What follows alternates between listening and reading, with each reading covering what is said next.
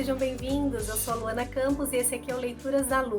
Hoje eu vou falar para vocês de um ensaio sobre a cegueira, do José Saramago, escrito em 1995. Em 1998, o Saramago ganha o Nobel de Literatura por conta dessa obra. Então, dá para a gente já imaginar o tamanho da repercussão e da grandeza dessa obra. Em 2008, essa obra ganha, então, uma produção para o cinema, com a direção do Fernando Meirelles.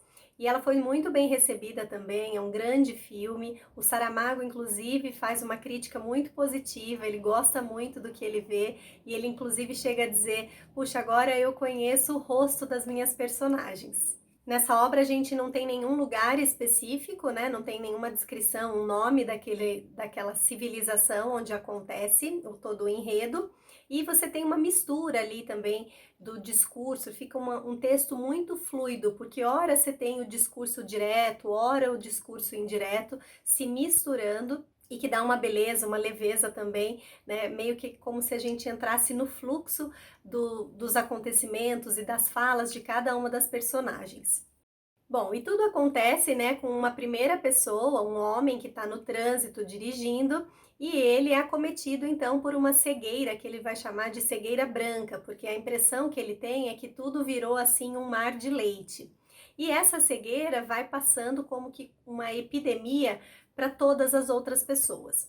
Inicialmente você tem uma intervenção do governo, né, que coloca as pessoas acometidas com essa doença, com essa situação, numa espécie de hospital, no que era um antigo manicômio, mas depois ela vai se alastrando tanto que até as pessoas que estão ali dentro daquele espaço, né, sabendo que elas estão em quarentena e estão sendo observadas e tal, elas percebem que não tem mais ninguém vigiando e também saem às ruas. E à medida que essa cegueira branca ela vai se alastrando, a gente vai vendo também a destruição de toda a ordem social estabelecida. Então é como se as pessoas ali acometidas fossem voltando-se cada vez mais para o seu lado mais animal, mais primitivo, né? Então assim, defecando em qualquer lugar, cometendo atrocidades, como se numa situação de uma epidemia, de alguma coisa incontrolável que a gente desconhece, a gente fosse colocado de frente com as nossas piores mazelas, com a nossa pior feiura como ser humano. Então a sujeira vai se alastrando por toda a cidade e as pessoas se comportando de forma cada vez mais grotesca. Então você tem muito a relação de dominadores e dominados, você tem ganância, você tem disputa de grupos que vão se formando por comida, você tem estupro, você tem uma série de mazelas. Então assim, é um livro extremamente pesado, sofrido, que deixa a gente agoniado de ir lendo todo esse enredo, desenrolar dessa história.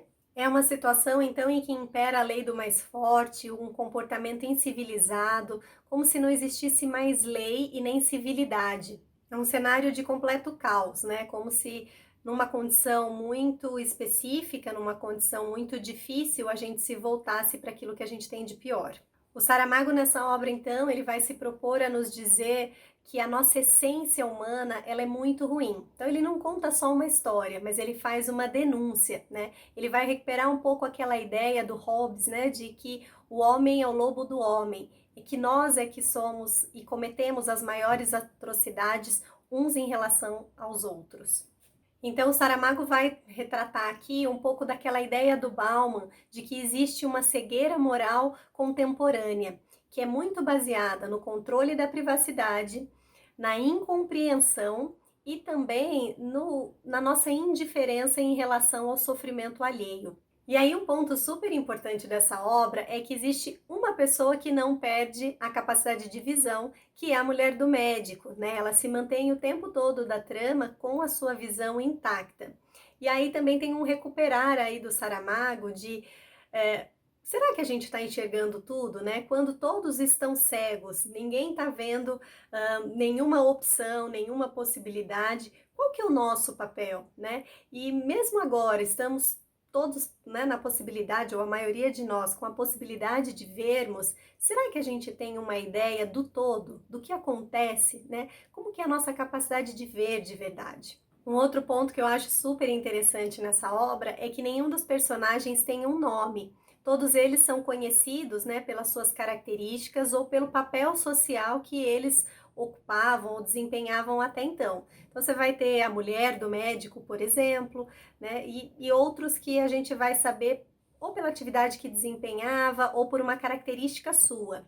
E uma coisa que eu particularmente gosto muito nessa obra, né, é pensar que, poxa, a visão, ela é só um dos nossos sentidos, né? Nós como seres humanos somos tão mais do que isso, nós fazemos tão mais, somos representados por tantos outros sentidos, outras possibilidades, a gente não se limita à nossa visão. E a falta da visão de uma forma coletiva, né, levar a gente para uma situação tão difícil, tão mesquinha, tão bárbara, né, tão animalesca. Então, assim, foi um livro que me impactou muito, que me deixou chocada, assim, por uns dias. Sabe quando a gente fica com aquela sensação de ressaca literária, né, que você termina uma obra e está extremamente impactado, que você até leva uns dias para conseguir engatar em alguma outra obra, em alguma outra atividade. Mas é isso, pessoal. Então, se vocês gostam de bons livros, inscrevam-se no canal, ativem as notificações e a gente se vê no próximo livro. Tchau, tchau!